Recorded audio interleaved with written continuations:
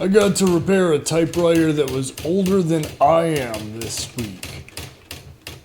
Most technicians would probably say, nope, sorry, get a MacBook, get a brand new laptop. This guy hasn't changed technology since 1990. I don't think I'm gonna be the one that convinces him.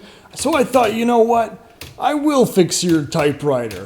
I don't know how it works, but I'm gonna find out. It's not every day you get to try something new, learn about a piece of technology that I had never even put my hands on before. And it was pretty cool. I really like these things. There's something simplistic about it. There's no notification bar. There's no ads. It just works.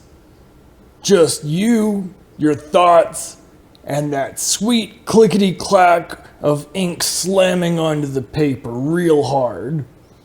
It's an incredible piece of technology. When you click a key, a wheel spins real quick around and slams that one letter into the page. It's incredible. It's visceral.